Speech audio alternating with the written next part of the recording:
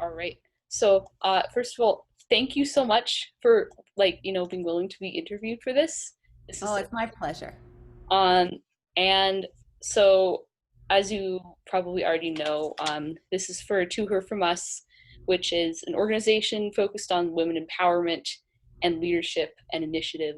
And we really like to do these interviews because it kind of it's a really good example for all different like types of women in the community that are that are like strong and they take charge and in any ways that they can.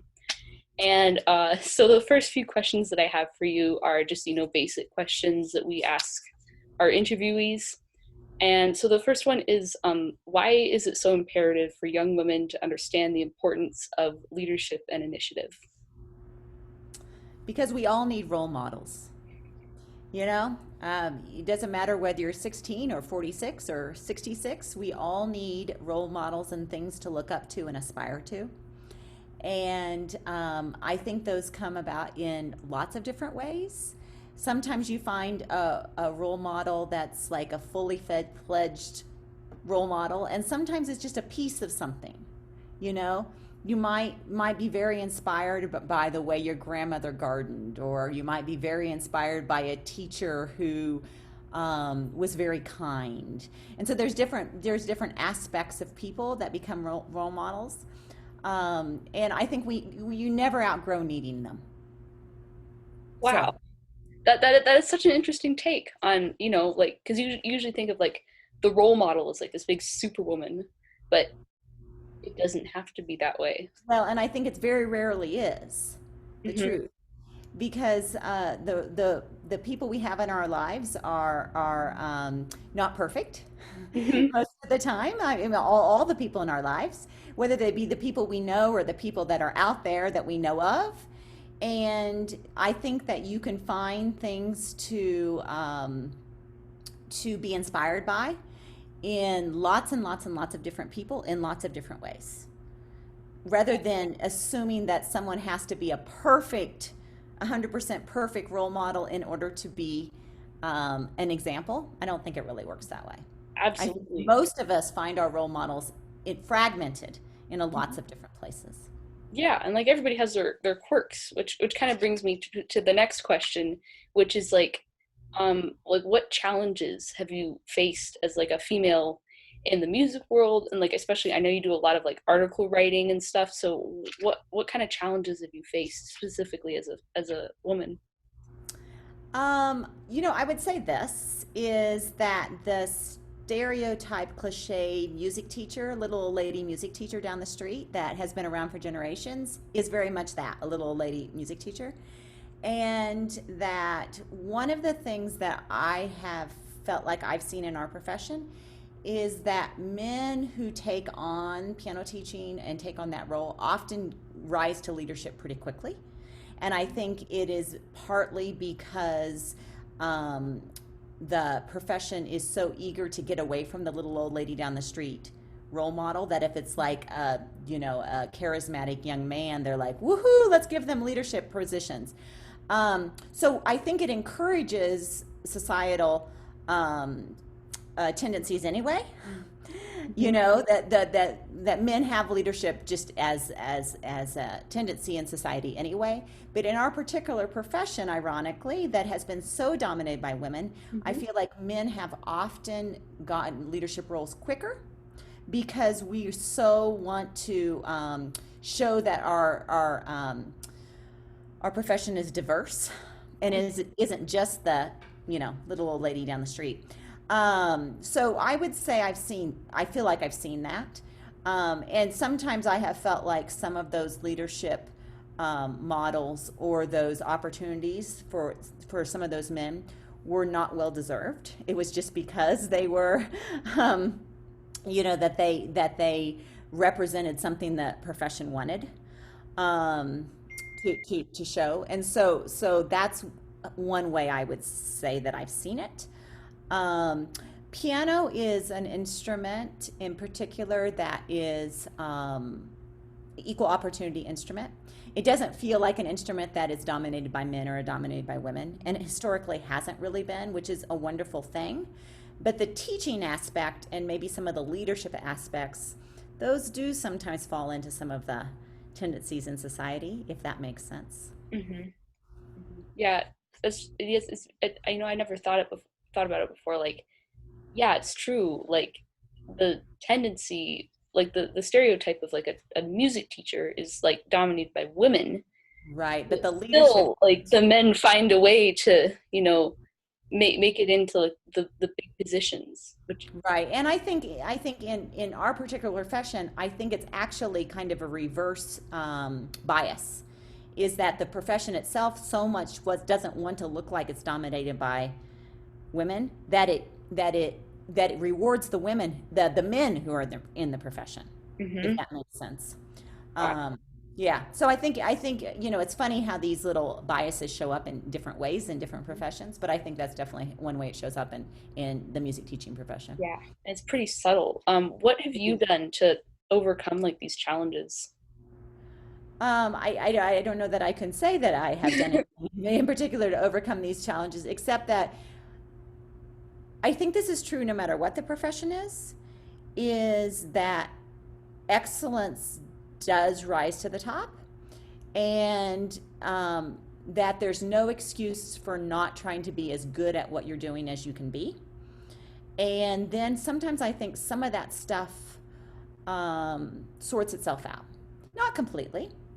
I think the other thing is I have ended up choosing a way of doing this job that's very self leadership. I own my own studio. I'm in charge of my own studio. I'm not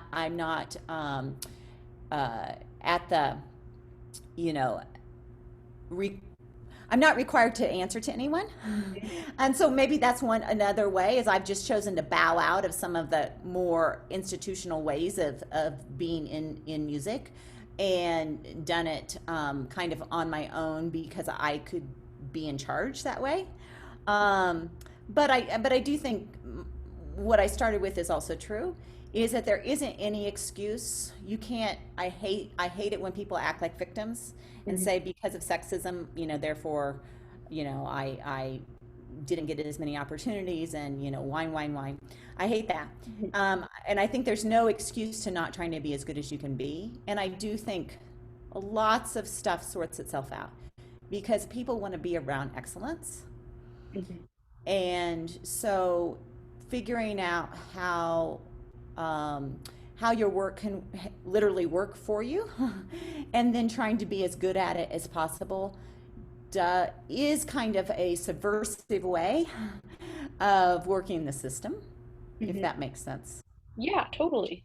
Yeah, and it's always a good thing to be around like, a more like individual kind of environment rather than like a big institutionalized, music thing and you have to there's all sorts of, I don't know, busy work and you know, Yeah. Well, it's. I think there's a place for everything in the world, but it's like the difference between going to Gap versus going to an individual boutique where the shop owner knows your size and your taste. Mhm. you know, um, there we're all bombarded with franchise of any kind of level, of things being generic and not being personal. And I mean, I too need Gap in my life when I need something quick, easy, and uniform. But I do think there's a hunger for all of us about having personal connection and having the feeling like people know you and Mhm. care about you in particular. And that's when I think some of these small boutique kind of businesses, however they are, whether they're in fashion or in music or in restaurants or whatever, um, can be very special. Mhm. Absolutely. And kind of along like the same lines of like really interpersonal connection, do you have any like female leaders or in your music or like just in general in life that you like have really looked up to and that have inspired you? I think what I said at the beginning would hold is I don't think there has been a single person, which is sad, Mhm. but I think there's been lots of things. I come from a long line of teachers in my family, and so the act of teaching was modeled for me just everywhere in my family, and it was considered to be kind of a very natural thing to do. Is you teach people that you love the things you know. That's just what you do. It's not like you have to have gone to school for it to be a teacher.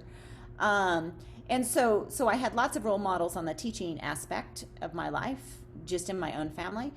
And, there have been women and just in different aspects of my life, pianists I knew, or music teachers that I knew, or just women that I knew for one reason or another Hmm. that inspired me, maybe in just specific ways. Um, doesn't mean that their whole life felt like something that felt like the right thing for me, but that there would be specific things that I would think, oh yeah, I like that part of that person, or that the way that person has become this thing or whatever.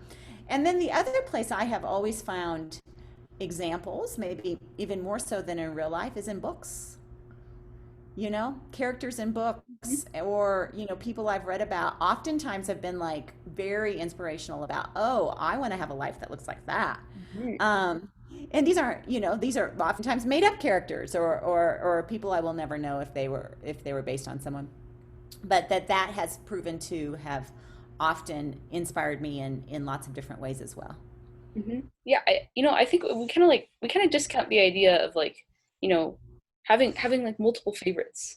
Like you always have to say pick one, and like I know one of my ballet teachers, actually my modern teacher, she says like when I teach you guys, I give you like a little bit of everybody that I've learned. Like this teacher that I had in high school and this one in college and this random instructor that I took for one time. I'm giving you a little bit of that. So then like when you go out and teach, you're gonna have a little bit of me and a little bit of your other teachers and a little bit of this random choreographer over here. So in a way it might be even more valuable to have like multiple role models, like you said, as opposed to just like that one ideal person.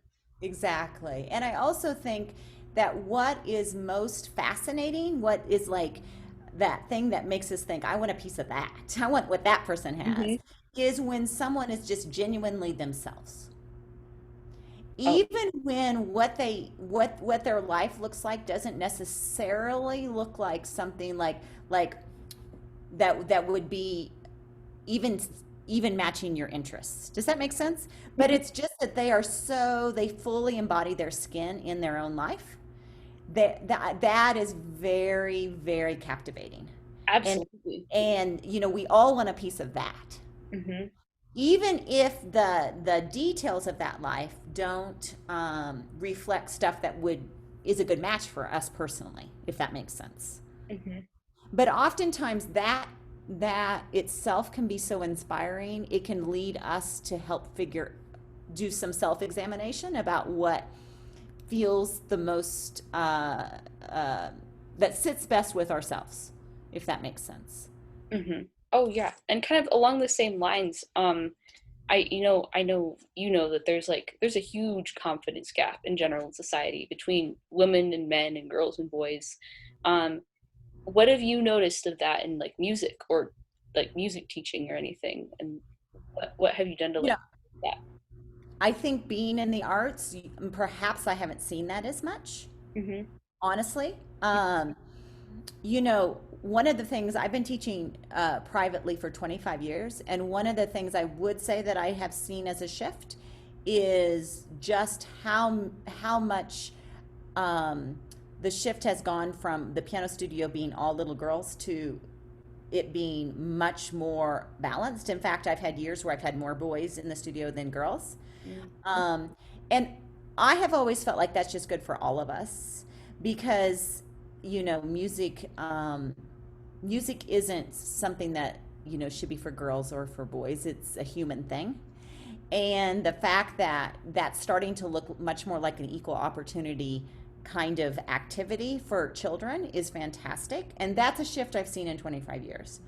That it used to be not as common for or not as accepted for all boys to take piano. I think that's just not the case anymore. you know, and so I think that that is a shift. And that would certainly probably relates to the confidence thing, you know, I think learning to play an instrument or learning any skill and learning how to work within that skill to get better, the whole practice concept behind acquiring a skill is a huge confidence booster, Mm-hmm. regardless of whether you're a boy or a girl. Um, and I feel fortunate to be to teach an instrument and to be in a field where I don't see the confidence gap. I know it exists in the world, but I honestly don't see it in my own work. With the emphasis being on just acquiring the skill, Mm-hmm. I don't see it. I honestly don't see it in the same way. I know it's out there, but I I think it would show up more for women trying to, again, get leadership positions within the music profession Mm-hmm. than it does for the, you know, average teacher teaching in their own studio or their, you know, their own classroom or whatever, or the pianist out there playing. I don't think that I feel a difference when I walk in the room to play with a violinist versus when a man walks in the room to play with a violinist. That is really wonderful. Yeah, because music But is, I'm sure that's not true in all the arts, but I think yeah, that is maybe true in music. yeah. I mean, because it's music is a really good equalizer. Because, like you said, if you're willing to put, if you're gonna be willing to put in the work and like be your best, it doesn't like you have to be confident in your abilities and your ability to learn, or else you just won't be able to. You won't be able to stay in music, or Yeah. like Or anything. Or you have to work with you have to work with building that as part of the skill set. that You too. it all rolls into each other, right? Hmm. I mean, I'm sure it's different in dance. The men and women divide in dance is Oh my probably gosh, very, it's very, very different than it is in music. And yeah. I also think in music it's different depending on your instrument. I think if you were a female tuba player, you might have very different answers, Hmm.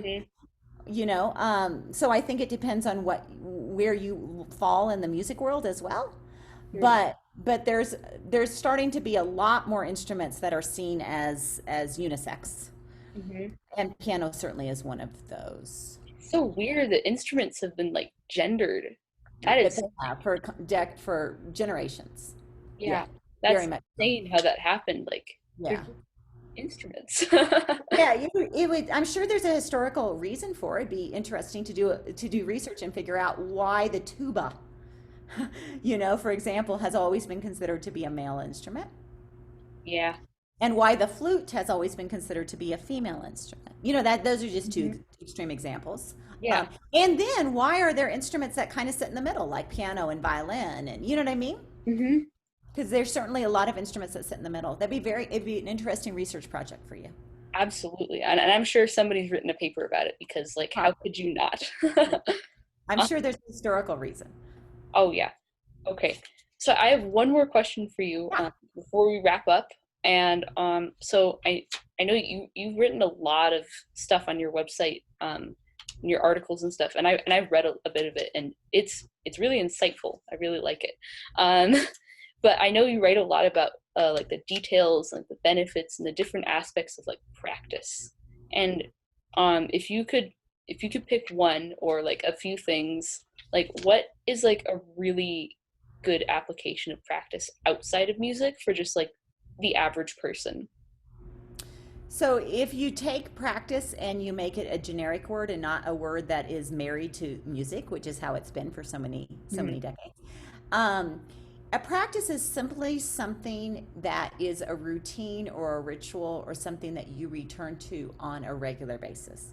So a practice could be you could have a practice of playing tennis every Saturday morning, or going for a walk with your dog every evening, or meditating every morning for 30 minutes, or you know, it could be anything. The idea is it's a routine ritual that happens regularly in your life, and it has to be something, in my opinion, that you're committed to doing even when you don't feel like it.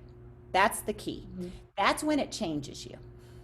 Because what you learn from your practice when it's something that you're committed to, even when you don't feel like it, is who you are and how you are changing on a daily basis. Hmm. And so there's lots of you know, insights and benefits to be gained by having a practice that helps you acquire a skill or, you know, yada yada.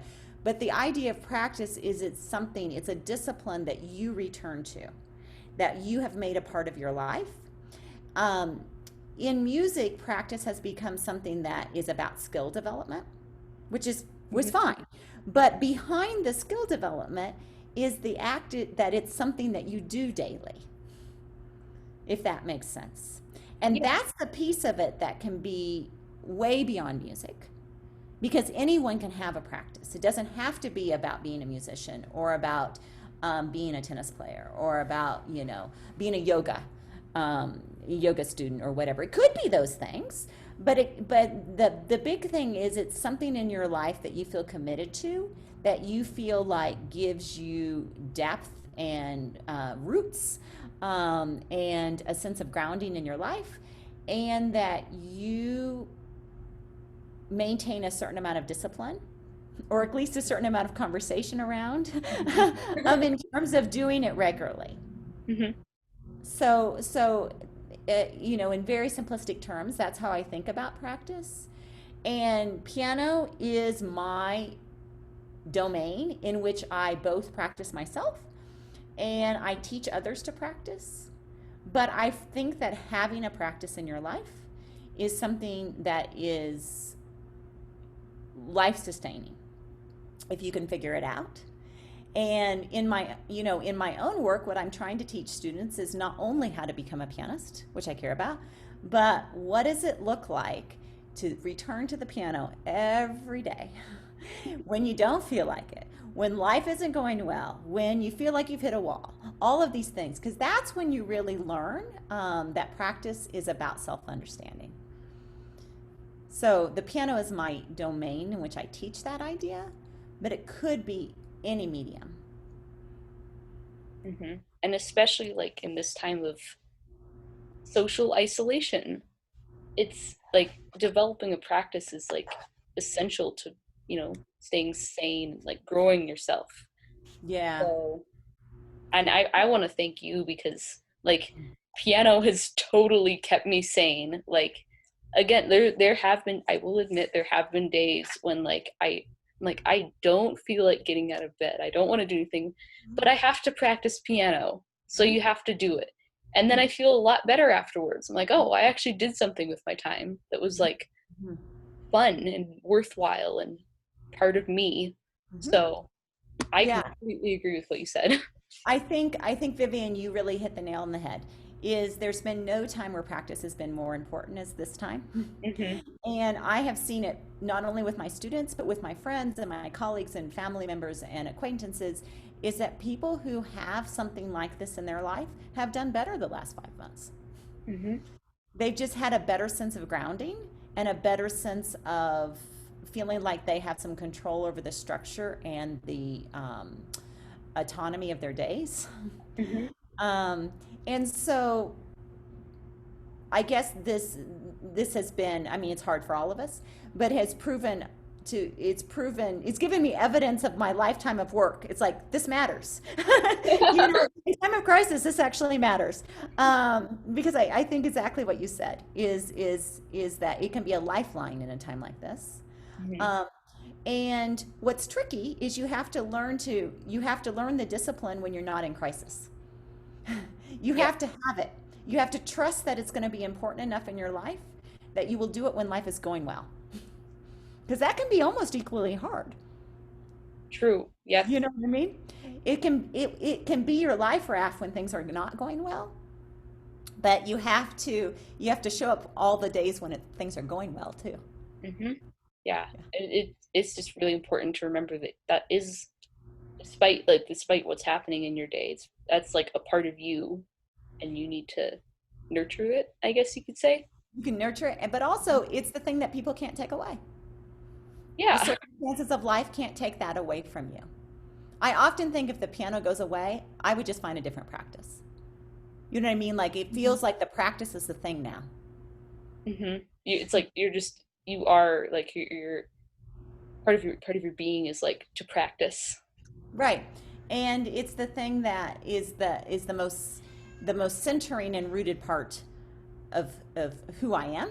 Hmm. And like I said, the thing that life circumstances can't take away. Yeah. Wow. Wow. Okay. I mean, like that was heavy. Thank you. Sorry. Yeah, like you just validated my last 4 months of piano practice and probably Good. everybody else's last 4 months of music practice too. Good. I'm glad. Not that they weren't completely validated before, but like that is why we practice. Absolutely. Yeah. Yeah. Yeah. Well, I mean, I think we covered like everything. So, Excellent. yeah, thank you so much You're for welcome, kiddo. doing this interview. It was really fun for me and hopefully inspiring for the people who will watch it. And yeah, Thank you, Vivian. thank you, Miss Amy. See you soon. Bye.